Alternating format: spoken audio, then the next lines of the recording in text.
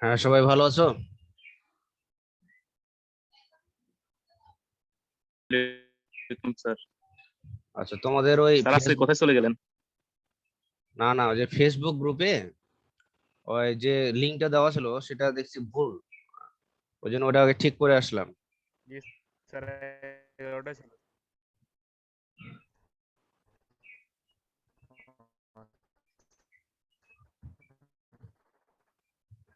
হ্যাঁ স্যার, আপনি এখন কোথায় স্যার এটা বলতেছি। হ্যালো, পিছনে তো স্যার দেখছি আকাশ। কথা শোনা যায় না? কে মাহমুদ? হ্যাঁ, বলো। জি স্যার, আমি বলতেছিলাম।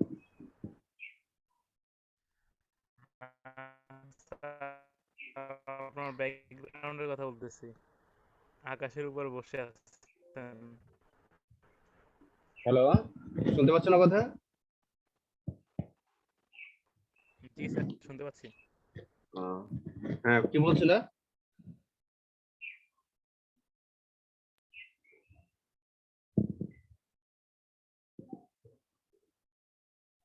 আচ্ছা, আমরা আজকে শুরু করবো জীববিজ্ঞান দ্বিতীয় পত্রের হাইড্রা দ্বিতীয় অধ্যায়।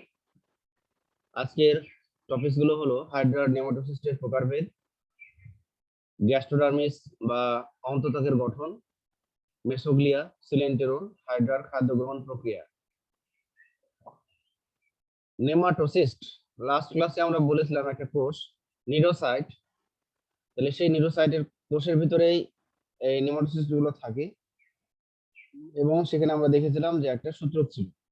তাহলে নিউরোসাইট কোষের যে নিক্ষিপ্ত সূত্রক, সেই নিক্ষিপ্ত সূত্রকের বৈশিষ্ট্যের উপর নির্ভর করে বিজ্ঞানী ভার্নার 1965 সালে নিডারিয়া পর্বের যে প্রাণী আছে সেই প্রাণীদের দেহ থেকে 23 ধরনের নেমাটোসিস্ট আবিষ্কার করেছেন। এর মধ্যে শুধু হাইড্রাতেই 4 ধরনের নেমাটোসিস্ট পাওয়া যায়। তাহলে হাইড্রার যে নেমাটোসিস্ট গুলো পাওয়া যায় সেগুলো হলো, প্রথমটা হলো স্টেনোটিল বা পেনিট্রান্ট।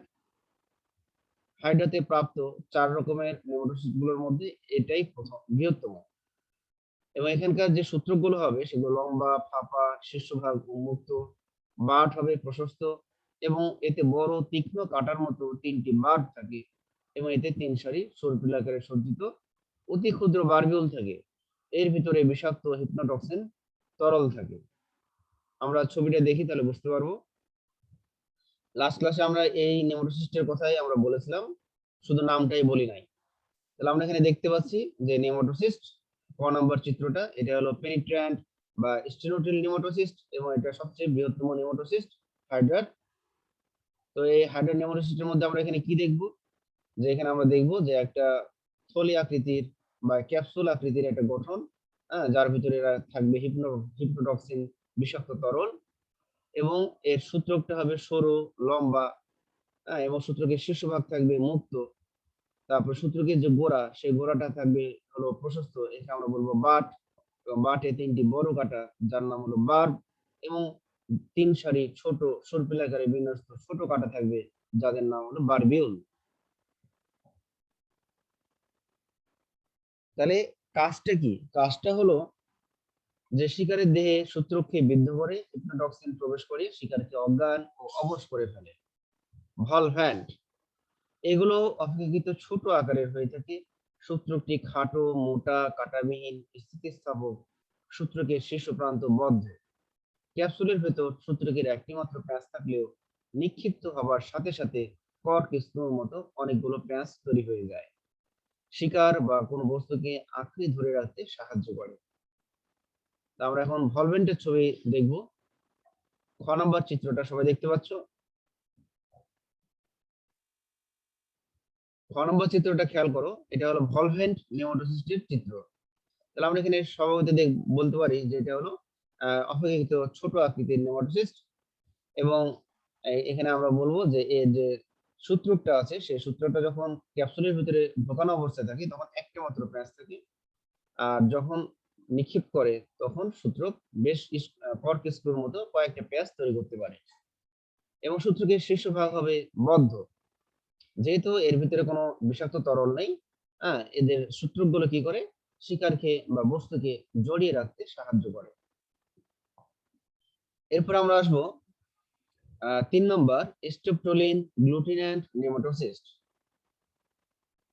তাহলে স্ট্রোপ্টিলিন গ্লুটিনেন্ট নেমাটোসিস্টের গঠনটা কেমন? এ ধরনের নেমাটোসিস্টের সূত্র হবে লম্বা, সর্পিলাকারে সজ্জিত, কাঁটাযুক্ত, বাট সুগঠিত নয়। এদের সূত্রকে শীর্ষভাগ উন্মুক্ত। এগুলো আঠালো রস ক্ষরণ করে হাইড্রাকে শিকার আটকাতে ও চলনে সাহায্য করে। তা আমরা এখানে ছবিতেও দেখলাম স্ট্রোপ্টিলিন গ্লুটিনেন্ট 3 নম্বর যে চিত্র বা গ নম্বর চিত্র, এখানে আমরা দেখতে পাচ্ছি এটা হলো মানে সব অপেক্ষিত সংক্ষিপ্ত বা ছোট বা ক্ষুদ্র বলতে পারি আমরা নেমাটোসিস্ট। এদের বাট, সূত্রকের গোড়াটা হলো বাট, বাট দেখো সুগঠিত না। এবং সূত্রটা এখানেও আমরা দেখতে পাচ্ছি সূত্র হলো লম্বা এবং সূত্রকের শীর্ষভাগ মুক্ত। আর সূত্রকের গায়ে আমরা দেখতে পাচ্ছি যে কতগুলো কাঁটা, ক্ষুদ্রাকৃতির কাঁটা বিন্যস্ত আছে। এবং এদের কাজ হলো কি, যে আঠালো রস ক্ষরণ করে এবং সূত্রকে আটকে রাখে বা শিকারকে আটকে রাখে। 4 নম্বর বা ঘ নম্বর স্টেরুলিন গ্লুটিনেন্ট এর গঠন ও কাজ একবারে স্ট্রোপ্টিলিন গ্লুটিনেন্টের মতো, খালি গঠনে একটা পার্থক্য হলো যে এদের সূত্রকে কোনো কাঁটা থাকবে না। এটাই হলো স্ট্রোপ্টিলিন গ্লুটিনেন্টের সাথে স্টেরুলিন গ্লুটিনেন্টের মধ্যে পার্থক্য। হ্যাঁ, তাহলে স্টেরুলিন গ্লুটিনেন্ট হলো কি বললাম, এগুলো ক্ষুদ্রতম নেমাটোসিস্ট। এদের সূত্রক লম্বা, কাঁটাবিহীন বা সুগঠিত নয়। এদের সূত্রকে শীর্ষদেশ উন্মুক্ত। হ্যাঁ, এদের কাজটাও আঠালো রস নিক্ষেপ করে এবং হাইড্রাকে শিকার আটকাতে ও চলনে সাহায্য করে। তাহলে আমরা 4 ধরনের নেমাটোসিস্ট সম্পর্কে জানলাম। আমি এখন একটা কোশ্চেন করি দেখি। তাহলে এখানে বলো যে সূত্রকে শীর্ষভাগ বদ্ধ এরকম নেমাটোসিস্ট এখানে কয়টি? সূত্রকের শীর্ষ প্রান্ত বদ্ধ এরকম নেমাটোসিস্টের সংখ্যা এখানে কয়টি? 4টা নেমাটোসিস্টের চিত্র দেওয়া আছে। তাহলে কোন নেমাটোসিস্টের সূত্রকের শেষ প্রান্ত বদ্ধ? কে বলতে পারবে? আমার কোশ্চেন বুঝতে পেরেছো? 2 নাম্বারটা স্যার। 2 নাম্বার স্যার ভলভেন্ট। ভলভেন্ট। আবার এখানে আমরা বলতে পারি যে কোন সূত্রকগুলোর শীর্ষ প্রান্ত মুক্ত? কয় ধরনের নেমাটোসিস্ট এখানে যার শীর্ষ প্রান্ত সূত্রকের শেষ ভাগ হবে মুক্ত? বাকি 3টা 3 ধরনের। ক, গ এবং ঘ। কাঁটাবিহীন নেমাটোসিস্ট গুলোর নাম কি? তাহলে কি কি হবে? কাঁটাবিহীন নেমাটোসিস্ট গুলোর নাম কি? তাহলে হবে খ স্যার স্টেপটোলিন আর ঘ, আর স্টেরুলিন। ভলভেন্ট আর স্টেরুলিন গ্লুটিনেন্ট।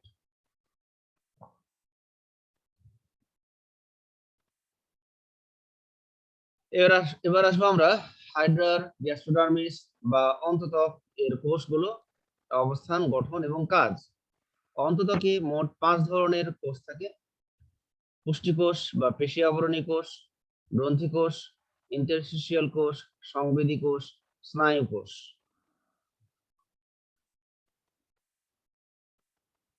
আমরা যদি হাইড্রার অন্ততকের চিত্রটা দেখি তাহলে আমরা এখানে দেখতে পাবো, আমরা এখানে দেখতে পাচ্ছি যে সবচেয়ে ডান দিকে যে কোষটা তার নাম হলো ক্ষণপদীয় পুষ্টিকোষ। হ্যাঁ, আর এখানে আমরা একটা ফ্লাজেলা সংযুক্ত আছে, সেই কোষটার নাম হলো ফ্লাজেলীয় পুষ্টিকোষ। তাহলে পুষ্টিকোষ 2 ধরনের বা পেশি আবরণী কোষ 2 ধরনের, ক্ষণপদীয় এবং ফ্লাজেলীয় পুষ্টিকোষ। আবার আমরা দেখতে পাচ্ছি যে এই পুষ্টিকোষগুলোর ফাঁকে ফাঁকে গ্রন্থি কোষ আছে। তারপরে আমরা দেখতে পাচ্ছি পুষ্টিকোষগুলোর ফাঁকে ফাঁকে সংবেদী কোষও আছে, আবার ইন্টারস্টিশিয়াল কোষগুলোও আছে। তাহলে আমরা 4 ধরনের কোষ এখানে আমরা দেখতে পাচ্ছি।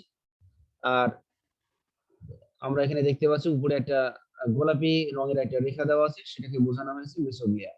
সেই মেসোগ্লিয়া বরাবর প্রান্তে থাকবে স্নায়ু কোষ, যদিও এখানে আমরা স্নায়ু কোষের ছবি আঁকাইনি।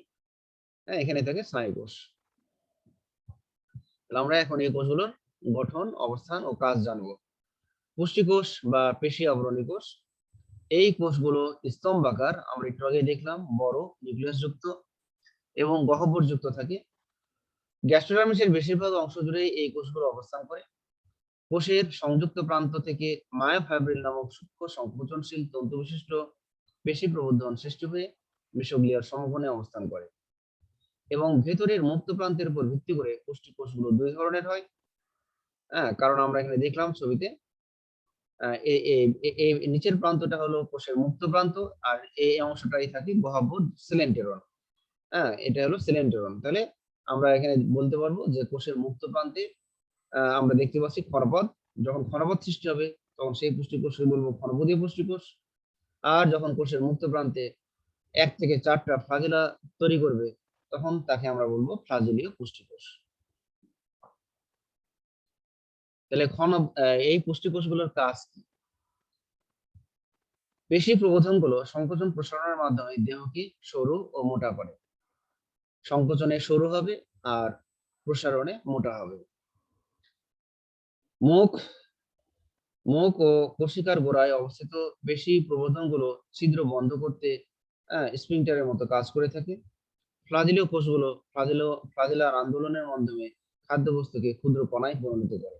তাহলে ফ্লাজেলীয় পুষ্টিকোষের কাজ আমরা একটা জানলাম, যে এরা কি করে খাদ্যবস্তুকে ক্ষুদ্র ক্ষুদ্র কণায় পরিণত করতে পারে তার ফ্লাজেলার সঞ্চালন দ্বারা।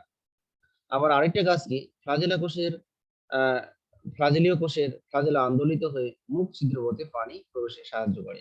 আরো একটা কাজ, তাহলে যখন ফ্লাজেলা আন্দোলিত করবে তখন মুখের ভিতর দিয়ে পানিও চলে আসবে এবং সেই পানির সাথে খাদ্যও চলে আসে। ঘনপদীয় পুষ্টিকোষগুলোর কাজ কি?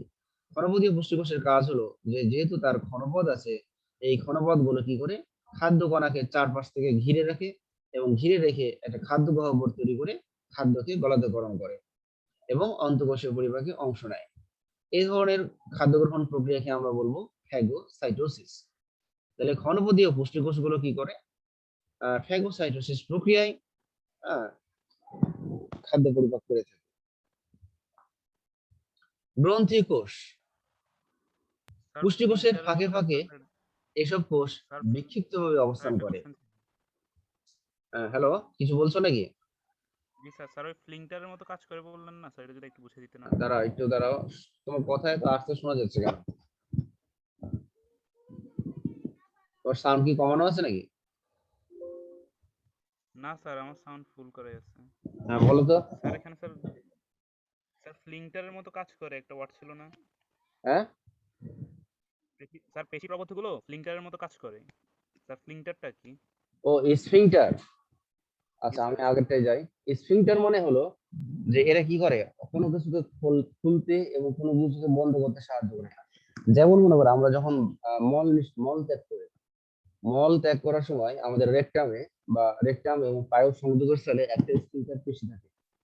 হ্যাঁ, যখন মনে করো মলটা নিঃসরণ হয় তখন স্ফিংক্টার বেশি রিল্যাক্স হয়, যার ফলে ওই পায়ুপথটা ওপেন হয়ে যায়। আবার মনে করো স্ফিংক্টার বেশি কি করে, যখন মনে করো যে মল ত্যাগ হচ্ছে না তখন স্ফিংক্টার বেশি বন্ধ থাকে। স্ফিংক্টার বেশি মানে সংকুচিত হয়ে যায়, যার ফলে হ্যাঁ বন্ধ হয়ে যায়, যার ফলে মল ত্যাগ হয় না। তাহলে স্ফিংক্টারটা অনেকটা এরকম যে হাইড্রার মুখকে বন্ধ করতে এবং খোলা রাখতে সাহায্য করে। ঠিক আছে? জি স্যার, বুঝেছি এবার। আচ্ছা, এবারে আমরা সেই গ্রন্থিকোষ, আমরা গ্রন্থিকোষের অবস্থানটা আমরা সবাই দেখেছি যে পুষ্টিকোষের ফাঁকে ফাঁকে এসব কোষ বিক্ষিপ্তভাবে অবস্থান করে। গ্যাস্ট্রোনমিসে এসব কোষের সংখ্যা মূল দেহ ও হাইপোস্টোমে সবচেয়ে বেশি, পদতলে কম, কোষিকায় অনুপস্থিত। গ্রন্থিকোষ পেশি প্রবর্ধনবিহীন অপেক্ষাকৃত ক্ষুদ্র। গ্রন্থিকোষ দুই ধরনের হয়, একটা হলো মিউকাস ক্ষরণকারী আর একটা হলো এনজাইম ক্ষরণকারী। এরা প্রধানত হাইপোস্টোম অঞ্চলে অবস্থিত এবং পিচ্ছিল মিউকাস ক্ষরণ করে। এনজাইম ক্ষরণকারী হাইড্রার দেহের অন্যান্য স্থানের গ্রন্থিকোষগুলো এই ধরনের হয় এবং এগুলো থেকে পরিপাকের জন্য এনজাইম ক্ষরণ করে। তাহলে যে মিউকাস ক্ষরণ করবে তাকে আমরা বলবো মিউকাস ক্ষরণকারী গ্রন্থিকোষ। হ্যাঁ, যেগুলো হাইপোস্টোম এই অঞ্চলে বেশি এই কোষগুলো থাকে। আর যেটা হলো আমরা সিলেন্টোরনের চারপাশে যে গ্রন্থিকোষগুলো থাকবে সেগুলো এনজাইম ক্ষরণ করবে। কাজ, হাইপোস্টোমের গ্রন্থিকোষ মিউকাস ক্ষরণ করে খাদ্যবস্তুকে পিচ্ছিল করে গলাধঃকরণে সাহায্য করে। আর অন্যান্য স্থানের গ্রন্থিকোষ সিলেন্টেরনে এনজাইম ক্ষরণ করে পরিপাকে সাহায্য করে। ইন্টারস্টিশিয়াল কোষ, তো এই কোষগুলো আমরা দেখেছিলাম যে গ্যাস্ট্রোডার্মিস যে পুষ্টি আবরণী কোষগুলো আছে বা পুষ্টি কোষগুলো আছে তার ফাঁকে ফাঁকে ছিল। এগুলোর আকৃতি গোল এবং ত্রিকোণাকার এবং এসব কোষগুলো মূলত এপিডার্মিস থেকে আগত। এই কোষগুলোতে সুস্পষ্ট নিউক্লিয়াস, মুক্ত রাইবোজোম, মসৃণ এন্ডোপ্লাজমিক জালিকা এবং কিছু মাইটোকন্ড্রিয়া থাকে। কাজ, গ্যাস্ট্রোডার্মিসের প্রয়োজনীয় যে কোনো কোষ গঠন করা এদের কাজ। সংবেদী কোষ, আমরা এটাও দেখেছি। সংবেদী কোষ এটা পুষ্টি কোষের ফাঁকে ফাঁকে আমরা দেখেছিলাম এবং মেসোগ্লিয়া বরাবর সমকোণে এই কোষগুলো অবস্থান করে। কোষগুলো দেখতে কেমন? সরু, লম্বাটে। কোষের মুক্ত প্রান্তে আমরা এখানে দেখতে পাচ্ছি একটা সংবেদী রোম, এবং মেসোগ্লিয়া বরাবর প্রান্তে আমরা একটা দেখব যে একটা ক্ষুদ্র গুটিকাময় তন্তু, যে তন্তুটি স্নায়ু কোষের যে তন্তু আছে তার সাথে সংযুক্ত থাকে। স্যার কাজ তন্তুগুলো কি স্যার সম্ভবত ফ্লাজেলা বলা পানির যায় না? সাথে, বলো। স্যার এই তন্তুগুলোকে কি স্যার ফ্লাজেলা বলা যায় না? না, এটা ফ্লাজেলা বলা যাবে না। হ্যাঁ, ফ্লাজেলা বলা যাবে না। ফ্লাজেলা বলতে গেলে ফ্লাজেলা হবে সবসময় সঞ্চালনশীল, নড়াচড়া করতে পারবে, কিন্তু এই সংবিধি রোমগুলো সবসময় নড়াচড়া করবে না। ঠিক আছে? সংবিধি এগুলা হলো কি উদ্দীপনা গ্রহণ করবে, আর ফ্লাজেলা গুলো কোনো উদ্দীপনা গ্রহণ করবে না। ফ্লাজেলা গুলো জাস্ট চামচের মতো কাজ করবে। ফ্লাজেলা আর আহ, এই রোমের মধ্যে পার্থক্য আছে। যেমন আমাদের চুলগুলোকে বলা হয় রোম। হ্যাঁ, আমাদের দেহের লোম গুলো হলো রোম, এগুলো রোম বলতে পারি, এগুলোকে আমরা ফ্লাজেলা বলতে পারি।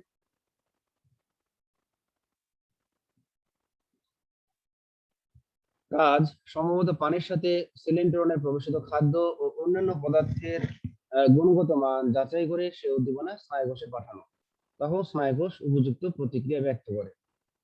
স্নায়ুকোষ, এসব কোষ মেসোগ্লিয়া ঘেঁষে অবস্থান করে এবং সংখ্যায় এগুলো অনেক কম থাকে। এদের আকৃতি হলো অনিয়ত। এরা একটি ক্ষুদ্র কোষ দেহ এবং দুই বা ততোধিক সূক্ষ্ম শাখান্বিত তন্তু নিয়ে গঠিত, এবং পাশাপাশি স্নায়ুকোষের তন্তুগুলো মিলিত হয়ে তৈরি করে স্নায়ুজালক। সংবেদী কোষ থেকে গৃহীত উদ্দীপনা স্থানান্তর করা এসব কোষের কাজ। আমরা লাস্ট যে হাইডার এপিডার্মাল সেলগুলো পড়াইছিলাম, সেখানে আমরা স্নায়ুকোষের গঠন এবং কাজ পড়াইছি। হ্যাঁ, তাহলে বই এপিডার্মিসের এবং গ্যাস্ট্রোডার্মিসের যে স্নায়ুকোষ, এদের অবস্থান, গঠন, কাজ প্রায় একই। আমরা এবার আরেকটা জিনিসে যাব, সেটা হলো হাইড্রার লম্বচ্ছেদ। হাইড্রার দেহকে যদি আমরা তার দেহের লম্বা লম্বি অক্ষ বরাবর কাটি, তাহলে আমরা এরকম একটা ছবি দেখতে পাবো। এটাকে আমরা বলবো হাইড্রার লম্বচ্ছেদের অতি সরলীকৃত একটা চিত্র। আমরা শীর্ষভাগে দেখতে পাচ্ছি মুখছিদ্র, তারপরে আমরা দেখতে পাচ্ছি তিনটা লেয়ার দ্বারা দেহপ্রাচীর গঠিত। এই তিনটা লেয়ারের মধ্যে সবচেয়ে বাইরের লেয়ারটার নাম হলো এপিডার্মিস, মাঝের লেয়ারটা হলো মেসোগ্লিয়া, শেষের লেয়ারটা হলো গ্যাস্ট্রোডার্মিস। তাহলে দেহপ্রাচীরের মোট তিনটা অংশ, এপিডার্মিস, মেসোগ্লিয়া এবং গ্যাস্ট্রোডার্মিস। এখানে যদি আমরা কোষীয় স্তর কথা বলি, তাহলে আমরা বলবো দেহপ্রাচীরের মোট দুইটি কোষীয় স্তর থাকে, বাইরের দিকে এপিডার্মিস এবং ভিতরের দিকে গ্যাস্ট্রোডার্মিস। এপিডার্মিস মানে হলো বহিঃত্বক, গ্যাস্ট্রোডার্মিস মানে হলো অন্তঃত্বক। তাহলে এপিডার্মিস এবং গ্যাস্ট্রোডার্মিসে বিভিন্ন ধরনের কোষ থাকে। তাহলে এই দুই স্তরের মাঝে, অর্থাৎ এপিডার্মিস এবং গ্যাস্ট্রোডার্মিসের মাঝে একটা লেয়ার, আঠালো জেলির মতো একটা লেয়ার রয়েছে, সেটাকে আমরা বলছি মেসোগ্লিয়া। মেসোগ্লিয়া হলো অকোষীয় একটা স্তর। হ্যাঁ, তাহলে তিনটা অংশ বলতে পারি, দেহপ্রাচীরের তিনটা অংশ, কিন্তু যদি স্তর বলি বা কোষীয় স্তর বলি, তাহলে কোষীয় স্তর বললে আমরা অবশ্যই দুটো বলবো। তাহলে আমরা দেহের চারদিকে আমরা এই দেহপ্রাচীর দেখতে পাচ্ছি, এবং সবচেয়ে ভিতরে আমরা দেখতে পাচ্ছি একটা বিশাল গহ্বর। এই গহ্বরটার নাম হলো সিলেন্টেরন। এই সিলেন্ট্রন হলো হাইড্রার দেহের গহ্বর। সিলেন্ট্রন কিন্তু কোষিকার ভিতরেও প্রসারিত থাকে, এই জন্য কোষিকাগুলো হলো ফাঁপা। এবং সিলেন্ট্রন শীর্ষভাগে একটা ছিদ্র দিয়ে দেহের বাইরে যোগাযোগ রক্ষা করে, তার নাম হলো মুখছিদ্র। এই মুখছিদ্র দিয়ে হাইড্রা খাদ্য গ্রহণ করে এবং দেহের উৎপন্ন বর্জ্য এই মুখছিদ্র দিয়ে বাইরে ত্যাগ করে। তাহলে আমরা এই লম্বচ্ছেদের গঠনটা সবাই বুঝতে পেরেছি, লম্বচ্ছেদটা হাইড্রার। জি স্যার। হাইড্রার লম্বচ্ছেদটা কি আমরা সবাই বুঝতে পারলাম? জি স্যার, বুঝতে পেরেছি। এখানে একটা কোশ্চেন আছে, বলতো সিলেন্ট্রন যে গহ্বরটা আছে, সেই সিলেন্ট্রন গহ্বরকে ঘিরে রাখবে কোন স্তরের কোষ? Sir gastrodermis. হ্যাঁ, গ্যাস্ট্রোডার্মিস। গ্যাস্ট্রোডার্মিস স্তরের কোষ। হ্যাঁ, গ্যাস্ট্রোডার্মিস বা অন্তত্বকের কোষ, এটা মনে রাখবা। এরপরে আমরা আসছি মেসোগ্লিয়া। তাহলে আমরা মেসোগ্লিয়ার অবস্থান একটু আগে দেখলাম, যে হাইড্রার এপিডার্মিস ও গ্যাস্ট্রোডার্মিসের মাঝে অবস্থিত জেলির মতো স্বচ্ছ স্থিতিস্থাপক স্তর হলো মেসোগ্লিয়া। এই স্তরটি দেহ এবং কোশিকা উভয় স্থানেই বিস্তৃত থাকে, তবে কোশিকায় এরা পাতলা থাকে। হ্যাঁ, কোশিকায় এরা পাতলা থাকে, এই জন্য কোশিকা অধিকতর নমনীয়তা দান করে। আবার পাদচাকতিতে সবচেয়ে পুরু বা মোটা থাকে।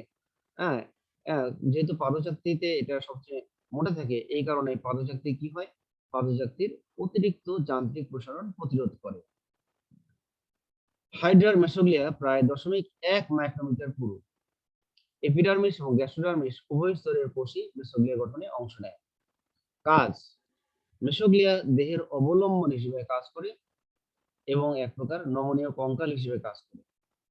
স্নায়ুকোষ এবং সংবেদী কোষের যে তন্তুগুলো আছে, পেশী আবরণী কোষের সংকোচনশীল মায়োফাইব্রিল ধারণ করা এদের কাজ।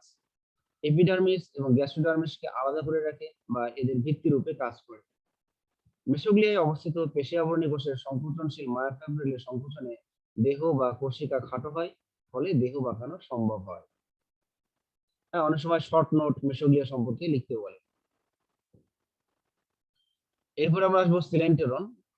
তোমাদের দেখালাম একটু আগে সিলেন্টেরন চিত্রটা দেখালাম। হাইড্রার দেহের কেন্দ্রভাগে অবস্থিত এবং গ্যাস্ট্রোডার্মিস বা অন্তত্বকে পরিবৃত্ত গহ্বরকে সিলেন্টেরন বলা হয়। এই গহ্বরে খাদ্যের বহিঃকোষীয় পরিপাক ঘটে। বহিঃকোষীয় পরিপাকটা কি একটু পরেই আমরা শিখতেছি। তাহলে সিলেন্টেরন নামক গহ্বরে হাইড্রার বহিঃকোষীয় পরিপাক ঘটে এবং শোষণ মানে অক্সিজেন এবং কার্বন ডাই অক্সাইড ব্যাপনের মাধ্যমে এখানে বিনিময় হয় ও রেচন পদার্থ বা বর্জ্য পদার্থ এবং খাদ্য সারের পরিবহন ঘটে বলে একে গ্যাস্ট্রোভাস্কুলার গহ্বর বা পরিপাক সংবহন গহ্বর বলা হয়।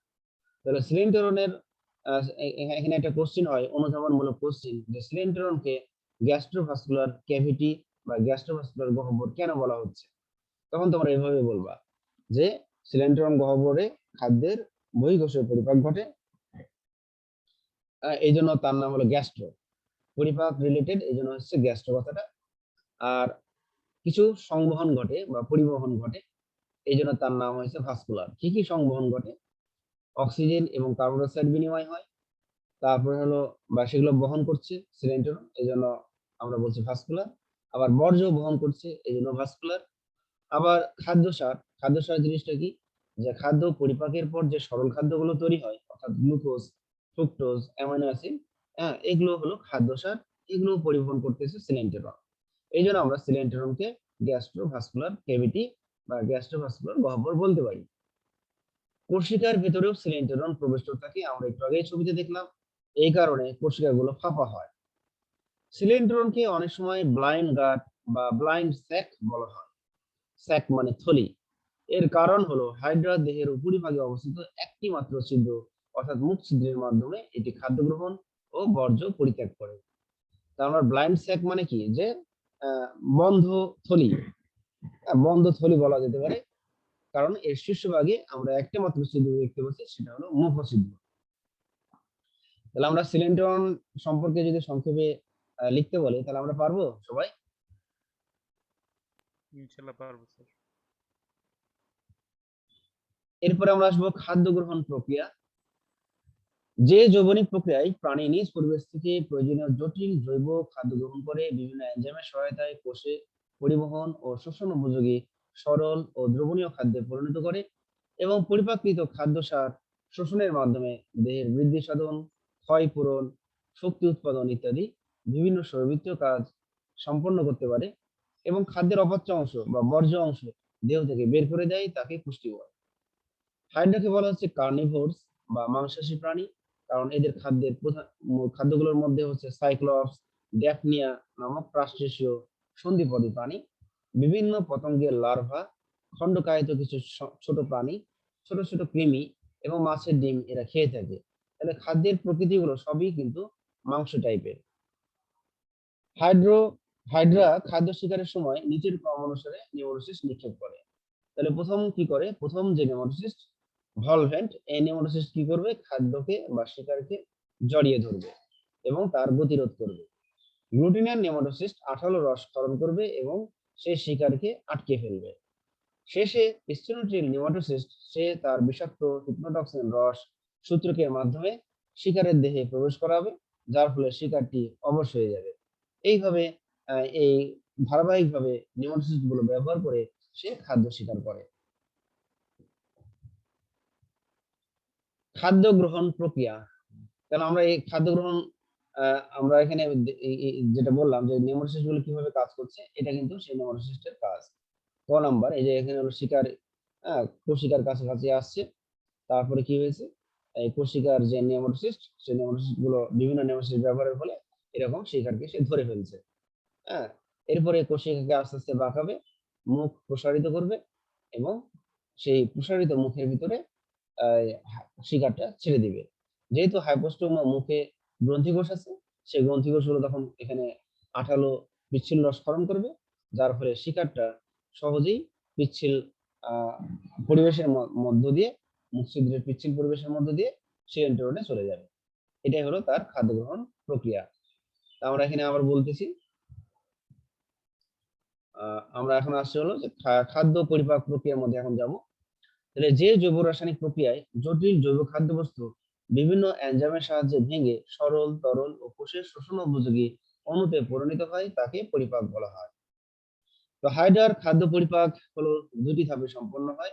একটাকে বলা হচ্ছে বহিঃকোষীয় পরিপাক, আরটাকে বলা হবে অন্তঃকোষীয় পরিপাক। তো আমরা এখন বহিঃকোষীয় পরিপাকের মধ্যে আছি। হাইড্রার দেহের ভিতরে কিন্তু এটা ঘটতেছে। হাইড্রার দেহের কোথায় ঘটবে? সিলেন্টেরন নামক গহ্বরে হাইড্রার বহিঃকোষীয় পরিপাকটা ঘটে। তাহলে আমরা এখানে কি বলবো? যে কোষের বাইরে খাদ্যবস্তুর পরিপাককে বহিঃকোষীয় পরিপাক বলা হয়।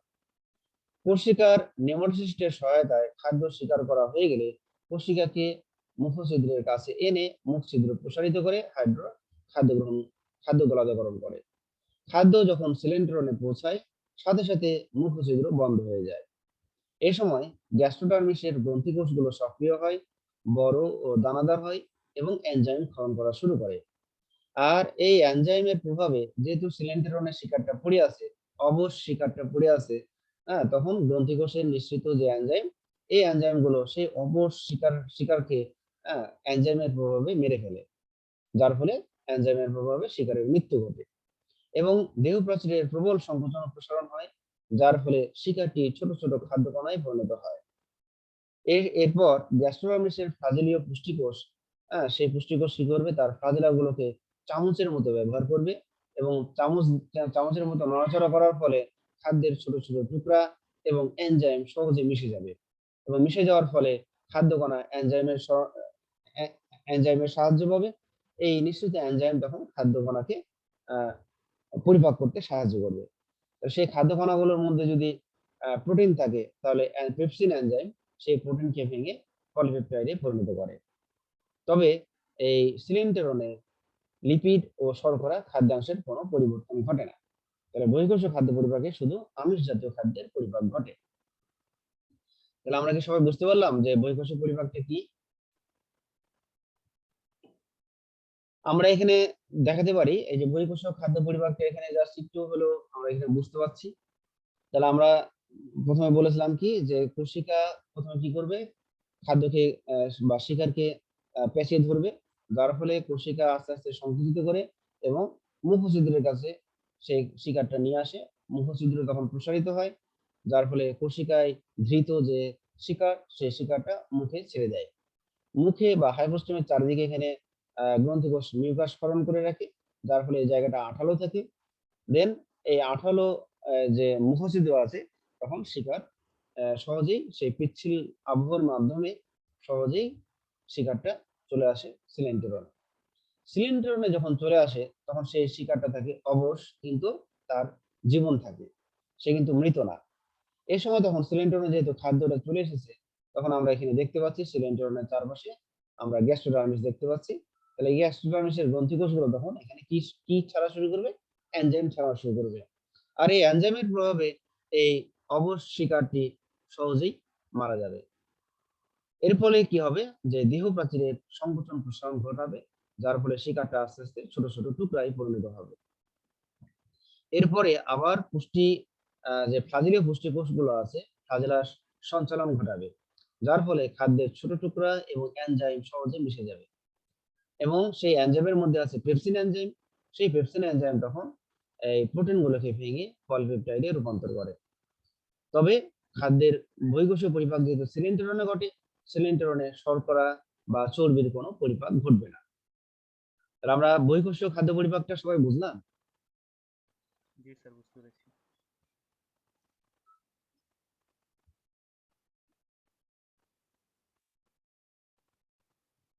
এরপরে আমরা আসবো খাদ্য খাদ্য পরিপাক প্রক্রিয়ার আরেকটা অংশ যার নাম হলো অন্তঃকোষীয় পরিপাক। অন্তঃকোষীয় পরিপাকটা কিভাবে হবে? হাইড্রা হাইড্রার দেহের সংকোচন প্রসারণের ফলে খাদ্য কণা আরো ক্ষুদ্র কণায় পরিণত হয়। খাদ্য তো এমনি ছোট ছোট টুকরায় পরিণত হয়েই আছে। হ্যাঁ, অন্তঃকোষীয় পরিপাক যখন হবে তখন আরো ছোট ছোট ক্ষুদ্র কণায় পরিণত করতে হয়। তখন আবার কি হবে?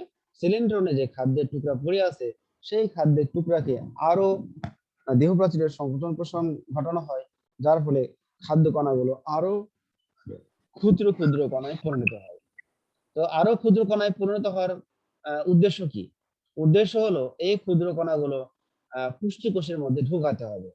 পুষ্টিকোষগুলোর মধ্যে ঢোকাতে হবে। এখন এই পুষ্টিকোষগুলো যদি ছোট ছোট ক্ষুদ্র কণা না হয় তাহলে সেই কোষগুলো এই ক্ষুদ্র কণাগুলোকে নিতে পারবে না।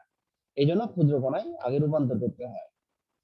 এই সময় গ্যাস্ট্রোডার্মিসের পেশি অন্ত আবরণীর ক্ষণপদীয় কোষগুলো ক্ষণপদ বের করে কিছু খাদ্য কণাকে সামান্য তরল পদার্থ সহ ঘিরে ফেলে। চারপাশ দিয়ে সেই ক্ষুদ্র খাদ্য কণাকে ঘিরে ফেলবে এবং এই প্রক্রিয়াকে আমরা বলবো ফ্যাগোসাইটোসিস। ফ্যাগোসাইটোসিস প্রক্রিয়ায় খাদ্যকে গলাধঃকরণ করবে। খাদ্য কণা তখন কোষের অভ্যন্তরে খাদ্য গহ্বর সৃষ্টি করে। হ্যাঁ, এবং এই খাদ্য গহ্বরের যে সাইটোপ্লাজম আছে এই সাইটোপ্লাজম তখন এনজাইম ক্ষরণ করে, যার ফলে সেই খাদ্য গহ্বরের মধ্যে যেহেতু ক্ষুদ্র খাদ্য কণা আছে এবং সেই গহ্বরের যে সাইটোপ্লাজম সেই সাইটোপ্লাজম তখন এনজাইম ক্ষরণ করে, যার ফলে সেই খাদ্য গহ্বরের ভিতরে এনজাইম খাদ্যকে পরিপাক করতে পারে। খাদ্য গহ্বরে প্রথমে সাইটোপ্লাজম থেকে অ্যাসিড ক্ষরণ হয়, যার ফলে প্রথম দিকের পরিবেশটা হবে অম্লীয়। পরবর্তীতে আবার খাদ্য গহ্বরের সাইটোপ্লাজম ক্ষারীয় রস নিঃসরণ করে, যার ফলে খাদ্য গহ্বরের পরবর্তী পরিবেশ হয় ক্ষারীয়। তাহলে প্রথমে অ্যাসিডীয় পরিবেশে পরিপাক হবে প্রোটিন এবং পরবর্তীতে ক্ষারীয় পরিবেশে পরিপাক হবে শর্করা এবং লিপিড।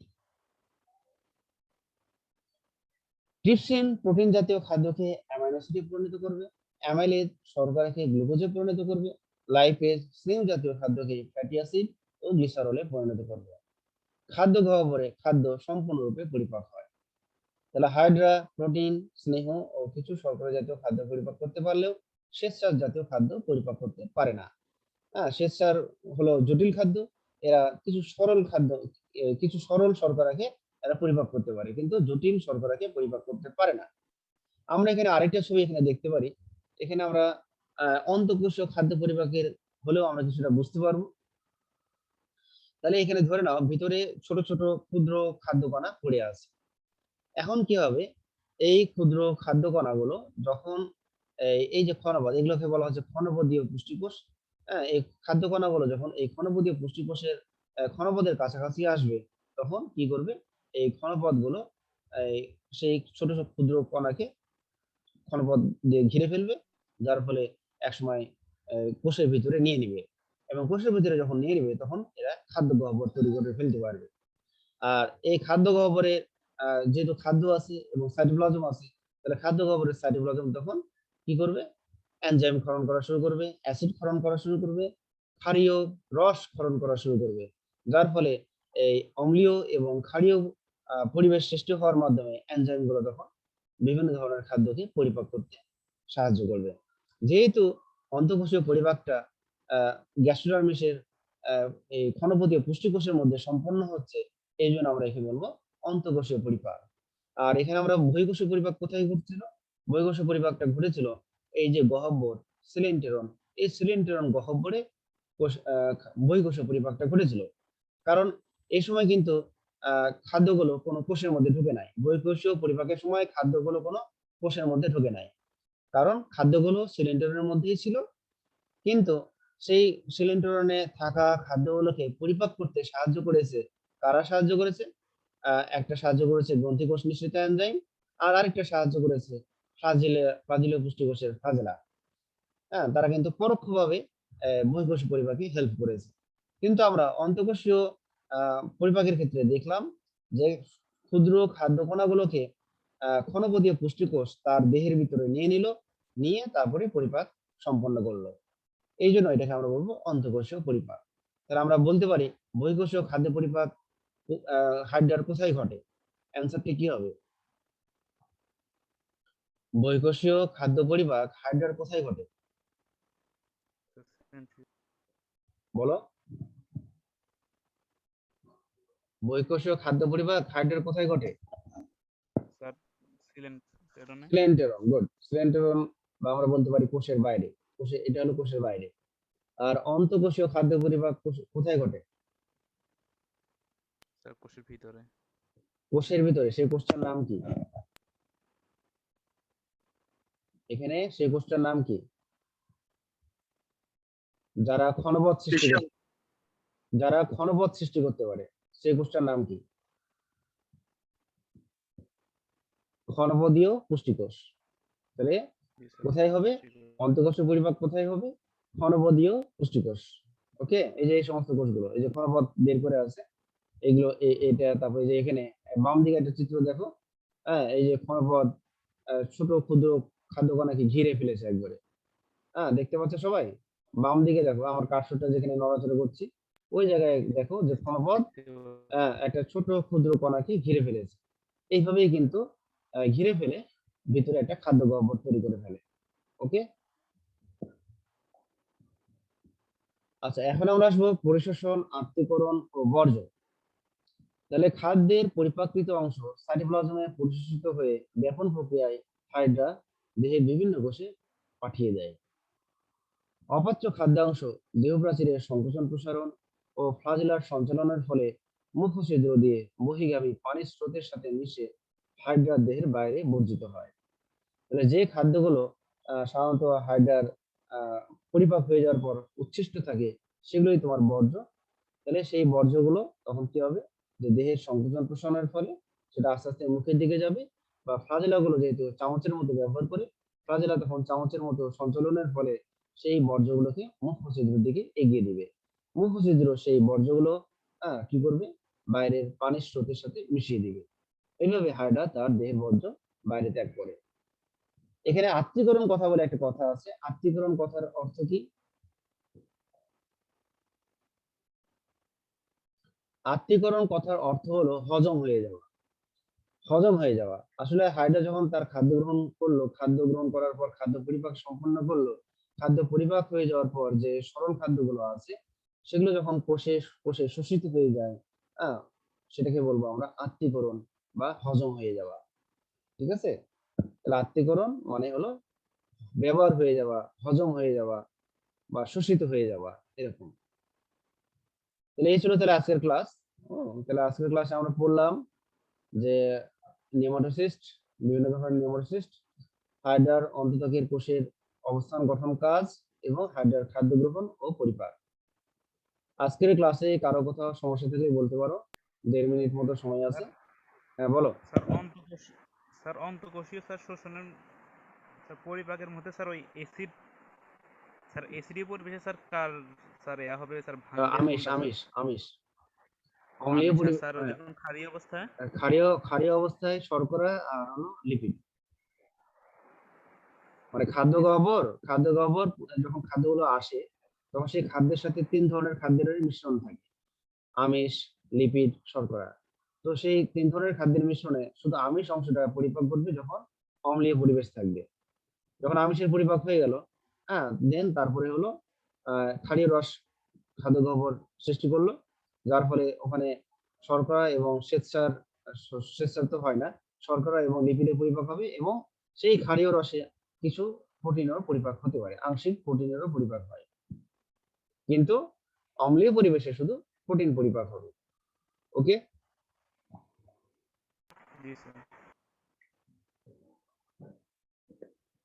তো টাইম মনে আর নাই, সময় প্রায় শেষ। তো আজকের ক্লাস তাহলে শেষ করছি। তো সবাই ভালো থাকো। আসসালামু আলাইকুম। ওয়ালাইকুম আসসালাম।